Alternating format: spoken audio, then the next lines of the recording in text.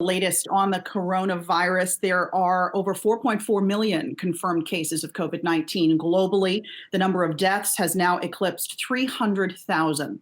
In the U.S. alone, there are over 1.4 million confirmed cases, which has killed nearly 86,000 people.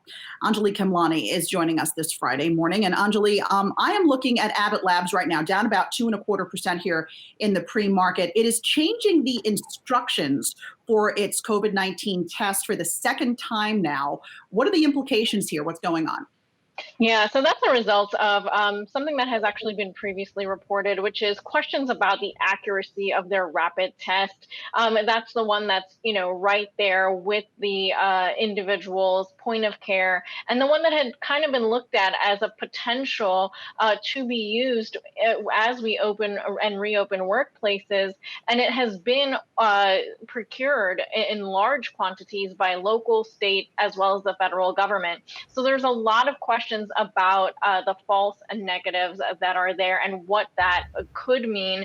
So they are trying to figure out how to make it more usable, in that care setting and in that on-site setting. And that's something that plays a role in what the FDA has to look at and look for as we go forward, as we're trying to get more easily processed tests, for the diagnostic side. We also know that antibody tests are playing a role in all of this. But as of right now, whether or not that rapid test can continue to be used is the question, Alexis. And I think we've all been waiting for this one, Anjalee. The CDC out with a checklist for schools and businesses to follow in order to reopen. What is the agency saying? Right. So this is actually not the full guidelines that we're still waiting for.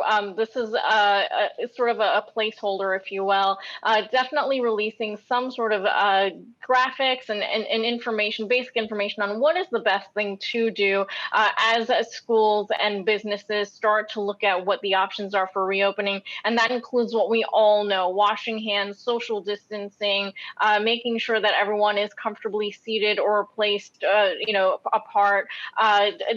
Signages and links to further resources or offering resources, and increased cleaning, all of the things that have been questions and concerns from the beginning. Meanwhile, we're still waiting. We heard from Dr. Redfield this week that the reports about a more robust CDC guideline that would be shelved is actually still in the process and could possibly still come out. Alexis. All right, Anjalee, thanks for that. Hey investors, Zach Guzman here. Are you interested in learning more about the markets and getting the latest financial news? Well, then click right here to subscribe to our Yahoo Finance YouTube channel. Get the latest up-to-the-minute market analysis, big interviews in the world of finance, and information on how to manage your money every day wherever you are.